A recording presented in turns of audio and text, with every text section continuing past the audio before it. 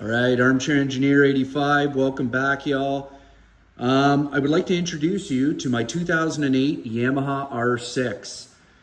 So I picked this up about 2 months ago. There was still some snow on the ground. I was eager to get a motorcycle or street bike basically for the first time in my life. And I wanted to get it early and get the best deal I could by basically, buying it off season. Now I know I'm going to hear already, okay, oh my God, an R6, that's the worst bike you could ever buy for a beginner bike. I've already rode it quite a bit, just on some back streets, and the power is amazing.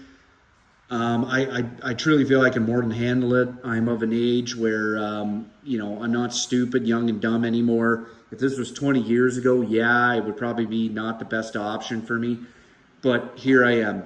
I've rode dirt bikes all growing up, and I know that's a cliche to say that, but I mean, I've rode 450 4-strokes, 252 strokes, motocross bikes, so I'm not oblivious to two-wheeled power. But anyways, that's not what we're here to talk about. So I bought this bike, and it had about 25,000 kilometers on it. I paid about $4,000 for it. Pretty smoking deal considering the 08s are highly sought after because they have the best power to weight ratio of all R6s. The R6 was basically unchanged for many years, and any changes that were made were considered, not for the better. But when I bought this bike, I basically knew off the bat, yeah, I'm going to need new tires, and it's something that I want to do, because tires are everything for this, for performance and for safety. So I knew that right off the hop. I was coming in with a low entry level price, but I knew the young guy I bought it off of, he was a nice fella, but it was basically, this is a Squid bike. So I knew there was going to be some wrenching to it. You can see here, he's got this slip on here, and this slip on slipped off. And this spring holder here is broken down here. This bike isn't running very good. It's running very rich. So anyways, I wanted to do the brakes as well, but what I did was I took it in to get a safety, and I thought to myself, I'll pay to get a safety, and maybe on a hope and a prayer, it'll pass. I went in and talked to the fella before I did. This is an Ontario safety, and he basically said, I asked him specifically about tires, and he says they have to be pretty bad for me to fail a bike for tires. Well, guess what? He's right. This failed the Ontario safety, unfortunately. So I had to pay 150 bucks out of pocket, and I got a list of all the things that I need to do. So first and foremost, it needs new tires. This one here has a plug in it. He found that. So new rear tire. The front tire here is basically shot, and I could tell that right off the bat. It's absolutely horrible.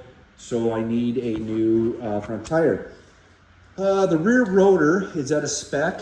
It's too thin to pass, and the rear brake pads also too were below the spec. So I need to do that. I'm going to go ahead and I'll probably do new front brake pads. I might consider new rotors. It's got the twin rotors here on the front. There is one leaking. I believe it was the left here. One of the fork seals is leaking, so I'm going to go ahead and have to do something with that. On my front brake lever here, you can see there's a lot of play in it. He suggested that he thinks whoever took this apart, there's a bushing here, and they didn't install the bushing, and that's why there's a ridiculous amount of play. You can see here there's a bit of play with my clutch, but not nearly. Well, I don't know. He didn't seem to think the clutch was bad, and he said it would pass. But that's way worse, you can tell. The other thing is, when he got underneath, he said, the exhaust is a complete write-off. He said they use some type of a exhaust tape that would basically self-adhese. And he said that there are two broken, you can't really see it in there. He said there's two broken studs on the unfortunately on the engine that hold on the exhaust pipe.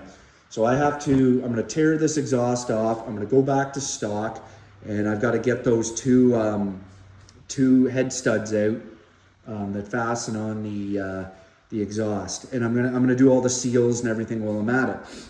The other thing he noticed here is the bearing underneath here there's too much play, so he says that has to be replaced. I need to do a license plate light, which kind of sucks.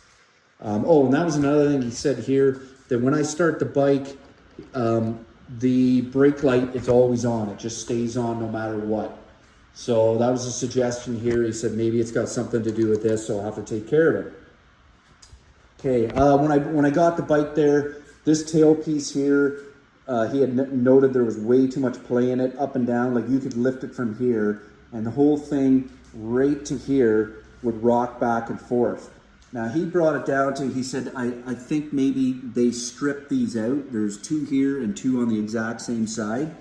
And he was worried that whoever worked on this bike before, it stripped out. Well, I went ahead and I started tightening these down, and you could tell that they weren't stripped out, they just were loose. So I pulled all four out, I Loctited them, and I did them up, and now this thing you can see here is like, it's very stiff. There's no play at all. Like that thing was completely rocking back and forth. So yeah, I think that's about the extent of it. I got my work cut out for me. It's a very nice bike. It rides a little rich right now, and it's blowing a lot of carbon. And like he said, I think it's because of the exhaust that's on it. The oxygen sensor isn't reading correctly. But all in all, you know, it's a nice bike. He commented on it that it's a really nice bike. It's got a lot of potential. So I'm going to pick away at it. I'm looking on Facebook Marketplace, and the great thing about R6s is they're kind of like Skidoos. There's a lot of parts out there, and there's a lot of parts because a lot of these get wrecked, laid down and destroyed, and a lot of them are uninsured when they're being ridden. This bike here, the owner I bought it off of, he did not have it insured, and he rode it around Mississauga. And anyways, I'm not playing that game. Motorcycle insurance in Ontario is expensive. I'm of the age where it's not as expensive as it would be for somebody 10 to 15 years younger, but it's still relatively expensive. So anyways, stick with me. I want to get this thing done. The Banshee here is going to have to take a bit of a back seat. I'm also into shifter kart racing, and I'm starting to get this together. The season's already started, and I'm on the back foot just because of the job that I do for a living and the weather and storms that we've had recently. But anyways, yeah, stick along here. Riding season's very short, so I want to get this thing going, and I'm going to pick away at it, and I'm hopefully in a month or so I can have it safetied and out the door and be riding this thing, because I can't wait. Like I said, I've taken it out for a few rips, and it is incredible, the power on it, and it just puts a smile on your face. Anyways, guys, Armchair Engineer 85, stay tuned. Any suggestions for R6s? Like I said, this is no weight. It's got the best power to weight advantage. Let me know in the comments. I really appreciate it.